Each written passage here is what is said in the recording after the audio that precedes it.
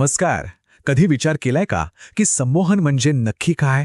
ही एखादी रहस्यमय शक्ती आहे की असं काहीतरी जे कोणीही शिकू शकतं? आज आपण वेन एफ पर्किन्स यांच्या how to hypnotize people and other living things या पुस्तकातून संमोहनामागील गुपितं उलगडून पाहणार आहोत. चला तर मग संमोहनाकडे एका अगदी नव्या नजरेने बघायला तयार व्हा.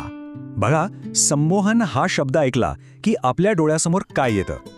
बहुतेकदा स्टेजवरचे प्रयोग आणि मनावर ताबा मिळवण्याचे प्रकार, बरोबर? पण काय वाटेल जर यामागचं खरं रहस्य नियंत्रणात नाही तर त्याहूनही सोप्या आणि शक्तिशाली गोष्टीत दडलं असेल तर?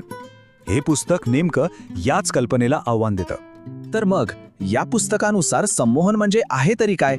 आणि याचं उत्तर खूपच साधं आहे. ही कोणतीही जादू नाही किंवा वेगळी मानसिक अवस्था नाही.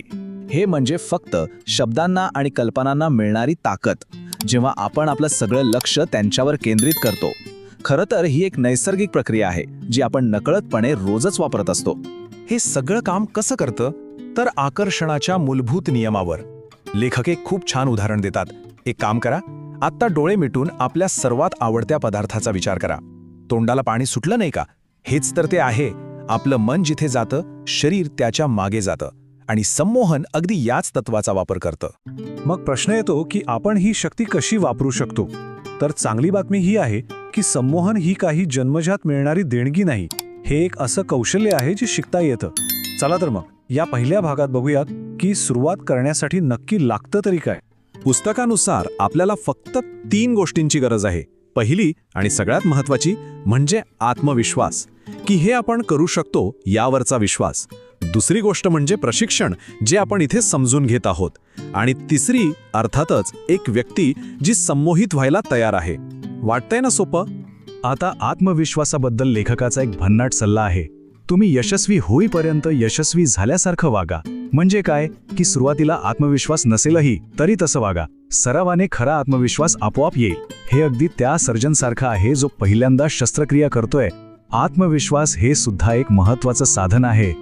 ठीक आहे, आता आपण संमोहनाची तयारी करणाऱ्या काही व्यायामांबद्दल बोलूया. लेखक यांना टेस्ट नाही तर एक्सपेरिमेंट्स म्हणतात. का? कारण टेस्टमध्ये पास किंवा नापास होता येतं, पण एक्सपेरिमेंट हा एक शोध असतो. यामुळे समोरच्या व्यक्तीवरचं दडपण निघून जातं आणि प्रक्रियेवरचा विश्वास वाढायला मदत होते. या 2 मुख्य व्यायाम आहेत. पहिला आहे कल्पनाशक्तीचा, ज्यात एका हाताला खूप जड आणि दुसऱ्याला हलकं भासून हे दाखवून दिले जातं की आपलं मन थेट शारीरिक संवेदनांवर कसा परिणाम करतं. आणि दुसरा आहे संतुलनाचा, ज्यामुळे एकाग्रतेचा संपूर्ण शरीरावर कसा प्रभाव पडतो हे कळतं. हे दोन्ही आपण आधी पाहिलेल्या नियमाचीच प्रात्यक्षिका आहेत. मन शरीराला दिशा देतं. सोप्या भाषेत सांगायचं तर कल्पनाशक्तीच्या व्यायामाचा उद्देश मन आणि शरीराचा संबंध किती घट्ट आहे हे दाखवणं आहे. आणि संतुलनाचा व्यायाम विश्वास निर्माण करतो, ज्यामुळे ती व्यक्ती पुढे दिल्या जाणाऱ्या सूचना जास्त सहजपणे स्वीकारते. बरं, ही सगळी तयारी झाल्यावर आपण येतो प्रक्रियेच्या मुख्य भागाकडे, ज्याला म्हणतात इंडक्शन. याला आपण संमोहनाचं काउंटडाऊन म्हणू शकतो. यात काही पायऱ्या असतात ज्या त्या व्यक्तीला हळुवारपणे एकाग्रतेच्या खोल अवस्थेत घेऊन जातात. एका चांगल्या इंडक्शनमध्ये 5 मुख्य घटक असतात. सुरुवात होते संमोहनापूर्वीच्या संभाषणाने, ज्यात काय होणार आहे हे स्पष्ट केलं जातं. मग शरीराला शांत करण्यासाठी दीर्घ श्वास घेतला जातो. त्यानंतर मनाला केंद्रित करण्यासाठी कल्पनाशक्तीचा वापर होतो. एक संमोहनानंतरची सूचना दिली जाते आणि शेवटी त्या व्यक्तीला व्यवस्थित जागं केलं जातं. प्रत्येक पायरीचा एक खास उद्देश आहे. पुस्तकातली मुख्य पद्धत आहे प्रोग्रेसिव्ह रिलॅक्सेशन.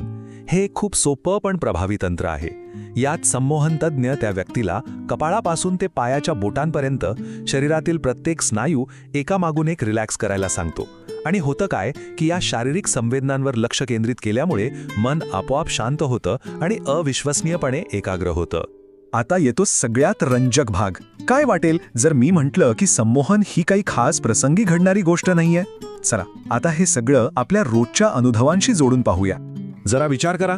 लेखकाच्या मते आपण सगळ्यांनीच संमोहन अनुभवलेलं आहे. कधी एखादा चित्रपट बघताना इतकं हरवून गेला आहात की आजूबाजूला काय चाललंय याचं भानच नसतं? किंवा एखादा आवडतं गाणं ऐकताना पूर्णपणे त्यात बुडून जाता? हीच तर आहे ती तीव्र एकाग्रतेची स्थिती, एक प्रकारची संमोहक अवस्था. यामुळे संमोहन कितीतरी जास्त ओळखीचं आणि नैसर्गिक वाटतं, नाही का? आणि हे सगळं आपल्याला एका खूप महत्त्वाच्या प्रश्नावर विचार करायला लावतं.